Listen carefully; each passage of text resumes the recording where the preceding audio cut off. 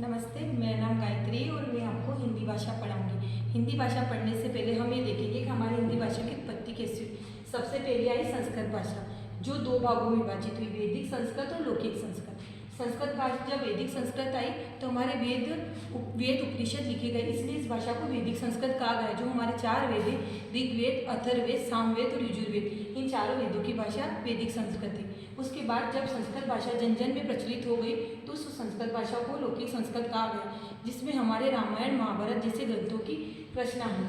वैदिक संस्कृत लौकिक संस्कृत के बाद जब भाषा का रूप परिवर्तन हुआ तो उस समय गौतम बुद्ध आए। जब वो हमारे बौद्ध धर्म का प्रचार प्रसार कर रहे थे तो उन्होंने अपने धर्म का प्रचार प्रसार करने के लिए पाली भाषा का निर्माण किया, जिससे पाली भाषा की उत्पत्ति हुई। पाली भाषा के बाद जब बौद्ध धर्म आया उसके बाद जैन धर्म का भी निर्माण हुआ। जब जैन धर्म का निर्माण हुआ तो जैन मुनियों ने भी अपने धर्म का प्रचार प्रसार करने के लिए प्राकृत भाषा का निर्माण किया।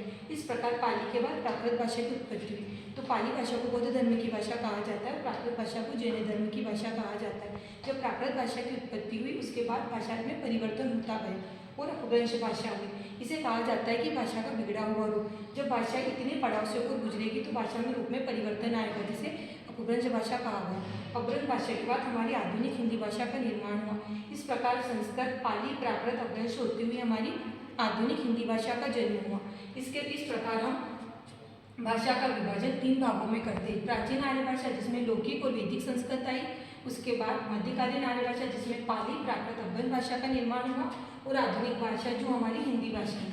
इसी प्रकार भाषा का जब सन 2000 से 1000 ईस्वी पूर्व थी तब संस्कृत भाषा का निर्माण हुआ।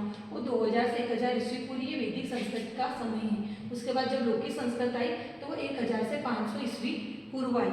उसके बाद पाली भाषा का समय है 500 ईस्वी पूर्व से 1000 ईस्वी पूर्व। इसके बाद प्राकृत भाषा का समय माना जाता है 1000 से 500 ईस्वी। इसी प्रकार फिर अपभ्रंश भाषा है तो वो समय था 500 से 1000 ईस्वी। और इस प्रकार हमारी जो आधुनिक हिंदी है वो 1000 ईस्वी से अभी तक की जो भाषा हम बोल रहे हैं वो हमारी आज तक की हिंदी भाषा है। धन्यवाद।